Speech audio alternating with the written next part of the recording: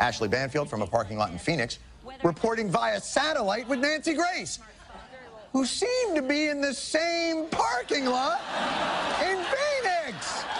I'm basing that, of course, on the fact that the cars that are passing by Ashley Banfield's location box also appear to be passing directly into Nancy Grace's box.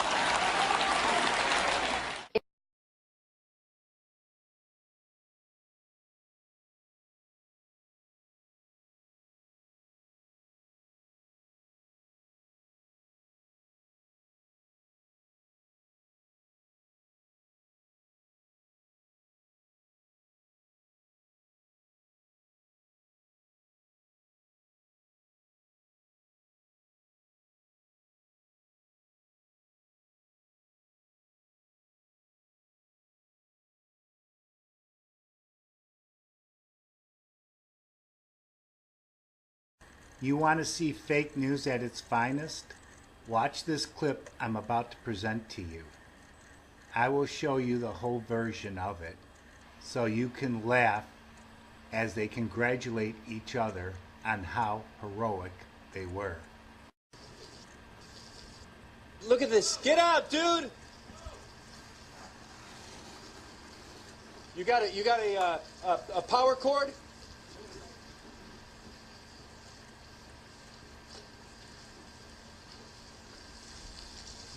You got a rope? Give me. Not that long.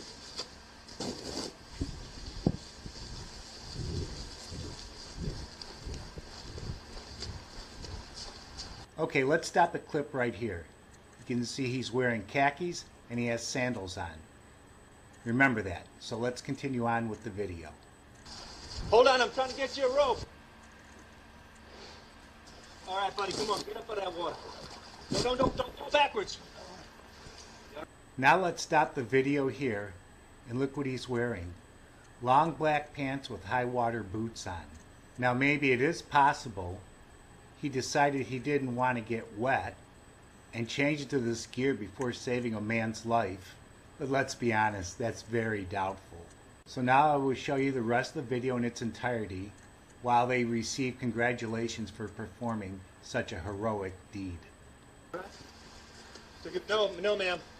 No, ma'am. We got a car in a ditch. We just pulled a fellow out.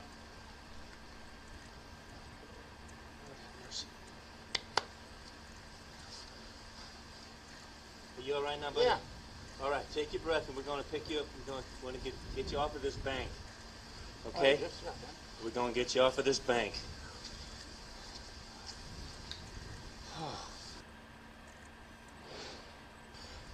We just literally rescued this guy out. You can see his car, John. I don't know, Brian, you working on that video. This man just accidentally drove into a ravine that looked like a road, didn't it? Yeah. Looked just like a road. And his truck just went in, and it's now going down that ravine, and we just pulled him out of the ravine. It happens within seconds. This is why it's so dangerous right now to be out. It's unbelievable to be out. Come on, sir, let's get you up into the dry. Well, hey, I want to thank these guys for saving my life. Thank you. Where are you from, buddy? Winnie, Texas. Winnie, Texas. So you guys have been hit pretty hard in Winnie, Texas. Yeah. What's your name? Jerry Summerall. Jerry, somebody needs to come and get you. I'm staying at the motel right up here. Oh, Lord. Okay. Well, just take a breath. Take a breath. Get some water.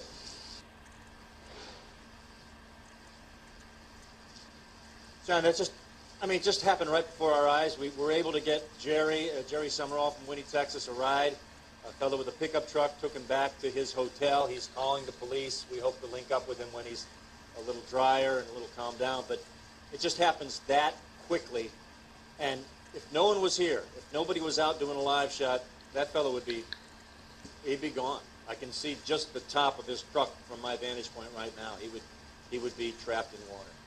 Jerry Summerall is lucky right now, Drew, that you and your team were there. The picture of that truck floating down that ravine, that stream, with its windshield wipers still on.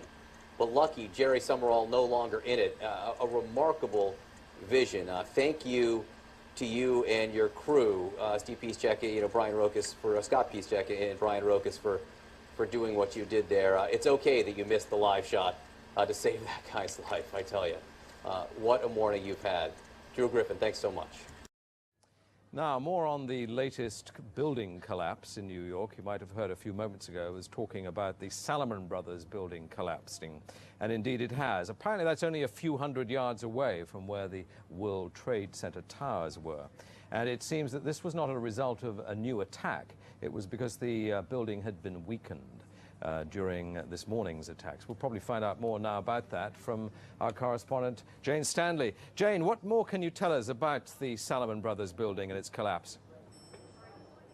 Well, only really what you already know. Details are very, very sketchy. There's almost a sense downtown in New York behind me, down by the World Trade Centers, of just an area completely closed off as the rescue workers try to do their job. But this isn't the first building that has suffered as a result. We know that part of the Marriott Hotel next to the World Trade Center also collapsed as a result of this huge amount of falling debris from 110 floors of the two twin towers of the World Trade Center.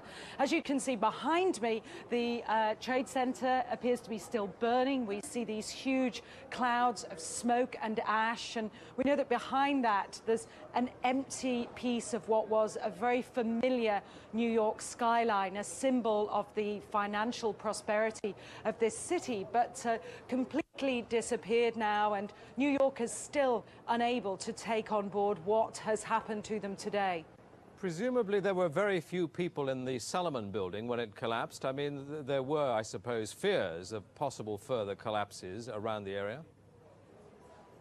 That's what you would hope, because this whole downtown area behind me has been completely sealed off and evacuated, apart from the emergency workers. That was done by the mayor, Rudy Giuliani, much earlier today because of, course, the dreadful collapse of the Twin Towers of the World Trade Center. But New York, very much a city still in chaos. The phones are not working properly, the subway lines are not working properly. And we know that down there near the World Trade Center, there are 3 schools that are being turned into triage centers for emergency treatment. And I know that over in New York Harbor, where the famous Statue of Liberty is.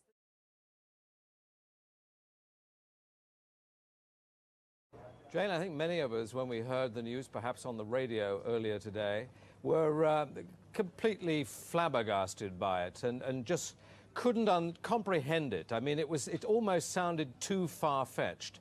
I was wondering what it's felt like for you being in Manhattan. Well, unfortunately, I think we've lost the line with Jane Stanley in Manhattan. Perhaps we can rejoin her and follow that up later.